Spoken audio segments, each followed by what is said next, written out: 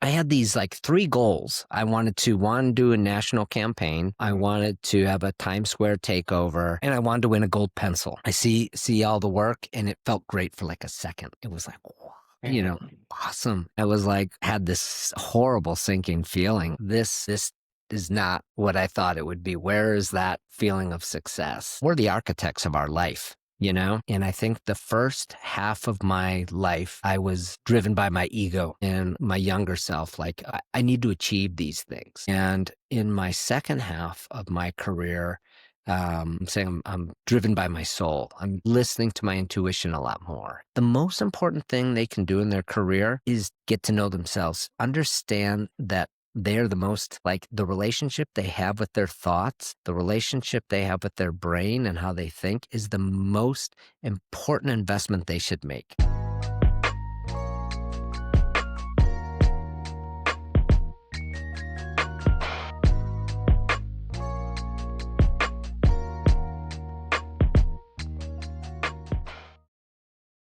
Today, I'm joined by Larry Olson, a creative force whose story arc is from Milwaukee to Boulder, with stops along the way with Spike Lee, Al Gore, Apple, Nike, a lot of the big brands that we all know.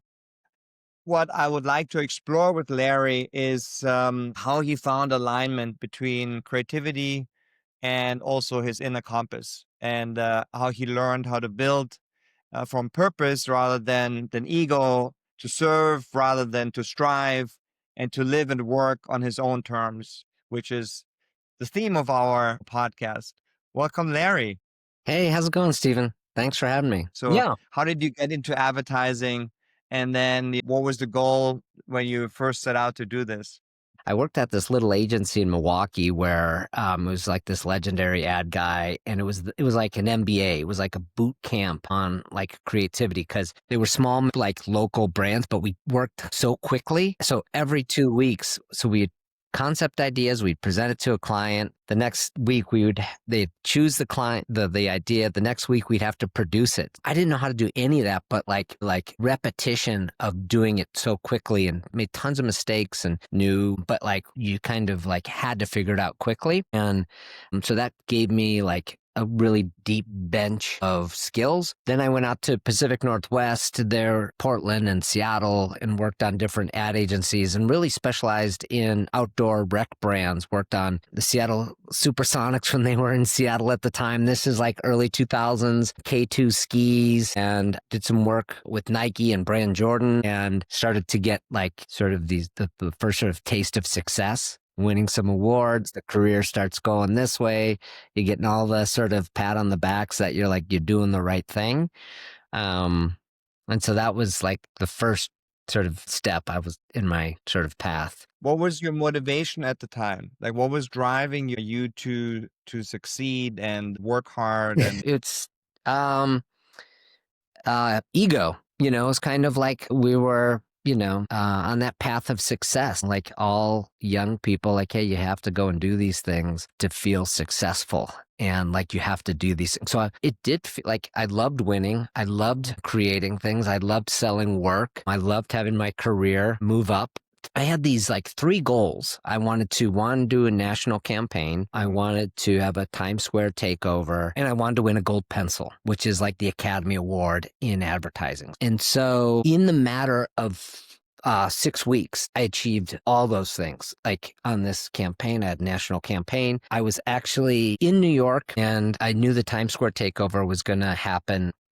And I excused myself from a client dinner, because I wanted to see it was for a Nike campaign. I wanted to see the boards click over, right, and take over the Times Square.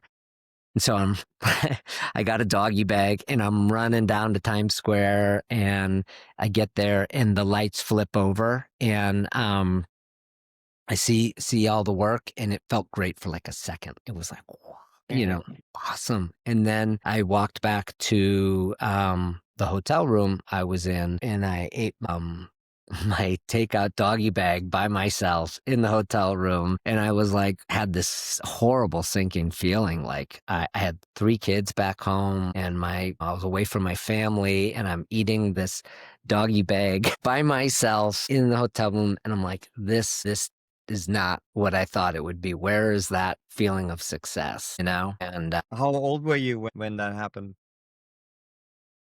gosh, good question. Maybe mid to late 30s, maybe heading into my 40s. Maybe I'm 54 now. And then I had like a midlife crisis. I was working at this, I was creative director at this agency in Minneapolis, and we had Apple computers. We were doing projects for Nike, and we were rebranding MSNBC, and it was so fulfilling. We were like small agency of the year. We were really, and it was so exciting. And after that Times Square experience, I came back and thought about it. And I then was like, I need to change. I just hit a wall ceiling. Like, why do I not feel complete? I just got really like invested like 15 years into this career, and I thought I was going to feel these certain things. And when I achieved this, I was trying to, I guess, like, following the path that we were told or programmed to do, that's going to bring achievement or Yeah. fulfillment,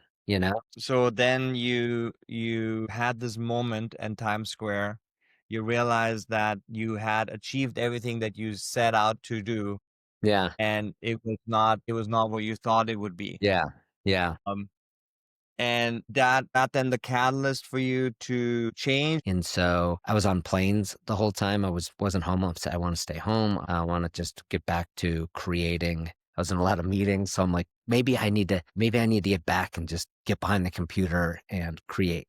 I was lost, and I remember like I need to have a compass. So I wrote down this like three things. I wanna live in the mountains, work on something meaningful, and I want to work with inspiring people. I put that on Mhm. a post-it note, and I put it on my monitor at work. And no shit, like 3 weeks later, I get this email from this legendary ad guy named Alex Bageski, and he was like the Steve Jobs of like advertising in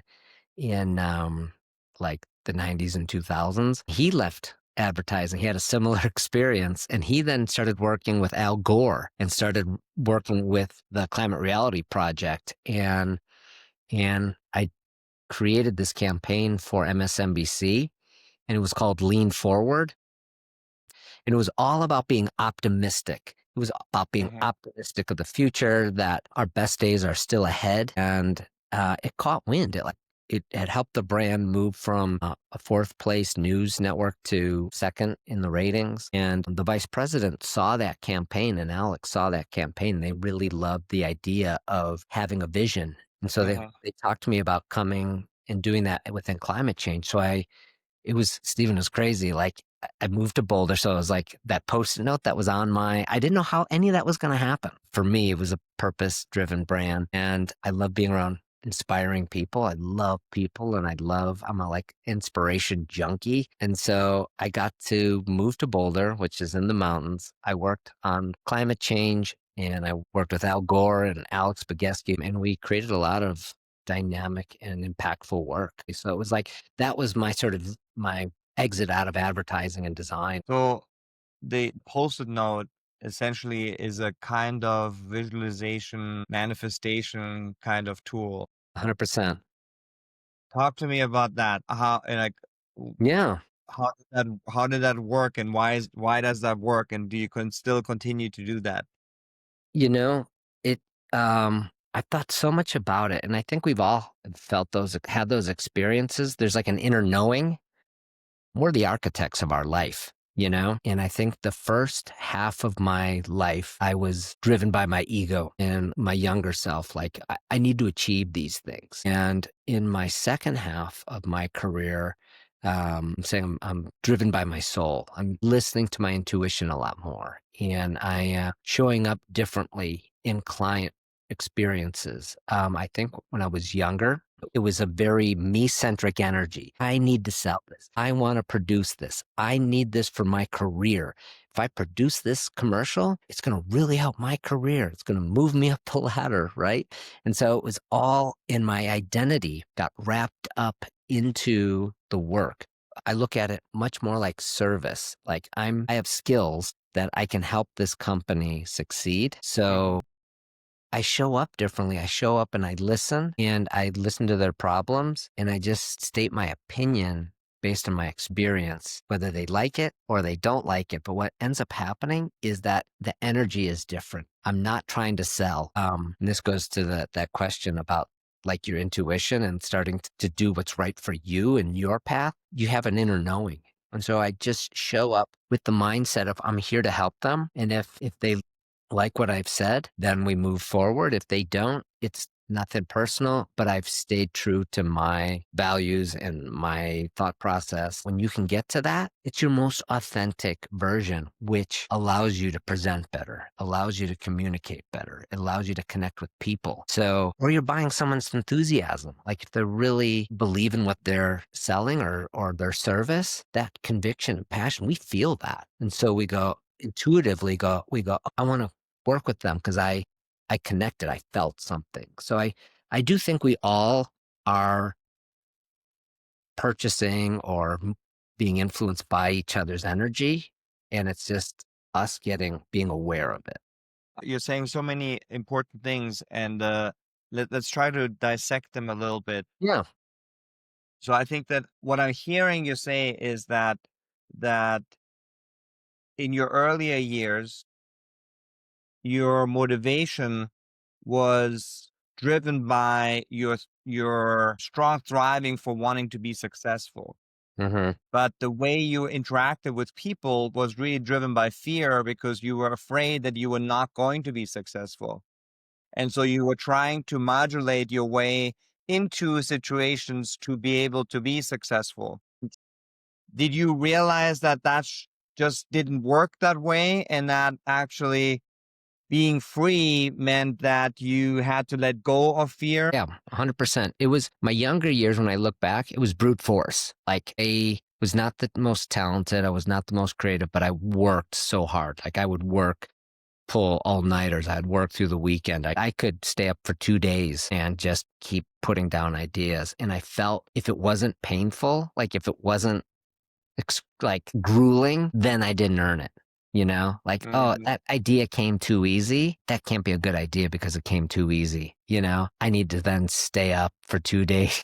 And I think over my career, I'd like to think it's wisdom, but like develop skills to get to ideas quicker and then just reading certain that it doesn't have to be painful. And that was a weird transition. And because the creative process is emotionally draining, but being aware of that in like understanding the idea of working with people and like flipping your perception to me, like it got to be fun. Okay, instead of it being work and it's about my identity, and if I don't crack this, then I'm a failure. And then once you yeah. get to this idea of walking downstream and letting ideas flow and letting this, instead of it being competitive, that you switch this mindset of collaboration and that we're all on the same team to get this. And it takes getting over yourself and getting over ego and all those things.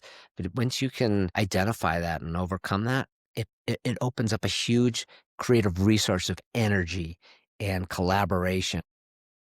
You talked about identity and the self, Hmm. which I think is a very important concept. And I think for most people, it's very hard to disentangle themselves from the self. And, I think in another way that you said it was, letting go of your ego. I interpret the ego as sort of this attachment to the self, Hmm. right? So most people think that the self is a constant, that I am always like this. Hmm. But in reality, it's just a story that I'm telling myself. Hmm. And Yeah. yes, there is a certain amount of me is my DNA Hmm. that I can change. Hmm. And then, of course, my experience that I have made me think in certain ways, but Yeah. I'm not beholden to that. How have you been able to let go of that notion of who you were so that you were able to become this new person that is more in this creative? Hmm. Um, I think one of is I'm super curious and I'm a seeker. Like I love traveling. I love learning new things. I love talking to new people. So one, I think it's innate in me about reading and growing and understanding. And so I think the more I understood about where my blind spots were, like having self awareness, like, why do I keep feeling this feeling? I thought when I had the Times Square takeover, I thought this feeling would go away. Oh, when I Mhm. this title, I thought that feeling would go away. Why do I still feel it? What I say a lot of times to young people is the most important thing they can do in their career is get to know themselves, understand that they're the most like the relationship they have with their thoughts, the relationship they have with their brain and how they think is the most important investment they should make. So throughout your career, wherever you are in your career, I think it's imperative to understand yourself, who you are, why you tick, what's important to you. What are the non-negotiables? And also then like invest time, whether it's books, podcasts, retreats, or whatever floats your boat, but like understand the relationship you have with your thoughts and your mind. Was there something specific that you did that enabled you to be more in touch with yourself? Yeah, I think I was inspired. I mentioned him earlier, Alex Bogusky. He became like a mentor to me. I asked him like, what's one of the most important things you do for your health? And he said, meditate. And it just, I never even thought about it. I'm like, there's no way I could meditate like that. And then there was like a Headspace app and downloaded that. I'm like, I'll try it. It's probably not for me. And I just remember doing it for a couple weeks, opened the door to me about consciousness and my identity. And so I then just started reading books and which was, I think, great. It was great that that happened because um then I just experienced in the next decade, I think like from 45 to 52 or so, a lot of tragedy. Like in one year I was diagnosed with MS and then the following year my daughter fell into a like very, very dark depression caused a lot of tension and drama in the house. Uh, and the following year after that, uh, the end of my 30-year relationship with my wife ended, and lost my father that same year. So it was like, whoa, this is a lot, kept getting hit by it and hit by it. And it leveled me. It took me down to the studs. Everything I thought my identity as a dad, identity as a husband, my identity as a provider, it affected me professionally, personally. And I remember like reading a quote somewhere, and it was, once you've lost everything, there's nothing left to lose, or something like that. It's some paraphrasing like that. And it was this wild freedom, like, oh, I can reinvent. So I like doubled down into like consciousness and meditation and understanding like how to heal. And 'cause you can't get through this life, I don't care who you are, without getting punched in the face. Like tragedy is going to happen. You're going to lose people you love. Things are going to happen. And so back to that idea of embracing change, didn't want to lose those things. And through this process, when you become that, I don't own any of it. This is all borrowed. And I'm just sort of, walking through this world and trying to not have a wake of carnage behind me. You start seeing people differently and moving through and showing up in meetings and friendships and relationships just differently. So over those 4 years, I just rewired my value system. Yeah. Isn't it amazing, right? Like the things that we think are heartaches or setbacks Yeah. or getting punched in the face that you said, are things that we generally try to avoid. Yeah. But in reality, these are our best or maybe only teachers, 100%. because success doesn't teach us anything. It's really our failures that teach us things. I'm super grateful for all of it. I feel lighter. I feel more joy. I feel more myself. Tragedy and trauma does it. Like it burns away the bullshit, if you let it and you Yeah. then get down to your core. You're like, who the hell are you? And like, how do you want to show up? And so for me, like, I think as we're talking about this whole journey, I'm just thinking about my life has been about shedding. It's not been about acquiring. It's about dropping things, getting lighter, and the things I thought I needed, I didn't need or want, or I thought I Yeah. want. they didn't bring me the feelings that I'm, experiencing more regularly now. This idea of just always adapting, evolving. I'm not the same person I was when I was 44 or 34, 24, and I'd like changing. And I hope when I'm 55, I hope I'm a different person next year than I am this year. I it's exciting to grow. It's exciting to learn. I don't want to be fixed. If you can simplify things and simplify your life and align your values with your friends and the same values align with work and trying to find that through line. So you're not all these different people to different situations. I find it energizing and trying to be the same Yeah, it's person. around authenticity, right? So once we're able to accept who we are, then there's nothing to be embarrassed about because this is who I am. Yeah. And being authentic about it and sharing it and being open about it, then also nobody can get you because there's nothing to be gotten, right? So Right. Yeah. forget That's well forget said. who said that, but what they said was it's like going into if a robber goes into an empty house, Hmm. right? There's nothing to take. So then, and so if we can become essentially that empty house, Hmm. then nobody can hurt you because there's nothing to be hurt. Life always happens in like these curves, right? Yeah. I struggle, I struggle, I struggle, I figure it out. Hmm. And as soon as I figure it out, or I feel like I figured it out, I get punched in the face by something else. Right. And life essentially tells me, you thought that you were finally comfortable, but Yeah. just really, that's not how life works. Right. And then, something else hits you, right? So it Yeah. could be an illness, like, the situation that you had, or a Yeah. divorce. I had that Yeah. as well. Obviously, challenges with your children. I think all of us have those, right? And Yeah. so, Yeah. or businesses, or whatever it might be, or yeah, parents. Mhm. All of us, specifically, I think in midlife, are experiencing these kind of things. Yeah. Ultimately, I think humans want to have stability and comfort, Mhm. but by trying to search for that, I think you're always going to be disappointed because that's not what life is. Yeah. Yeah.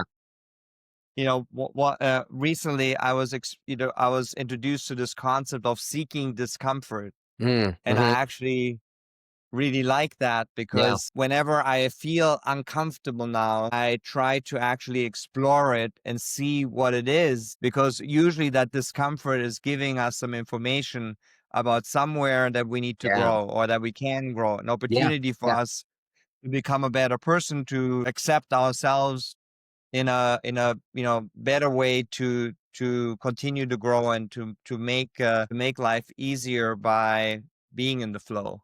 Yeah. Yeah, it's perspective, like, and that's the work is how do you get from the woe is me to this perspective of like, okay, this is gonna be beneficial. I can use this. This Yeah. is something that I can need to transform the pain and the experience into something that is gonna help you evolve, grow, learn, become, so you don't repeat it. There's in Stoicism, amor fati, which means the love of fate. And basically that is like love it all. Like you don't want to go through life like in a pristine, safe manner. It would be boring. So the love, amor fati is like love the pain, love the success, love the failures, love the highs, love the lows. It's part of the ride we're on. Larry, thank you for your time.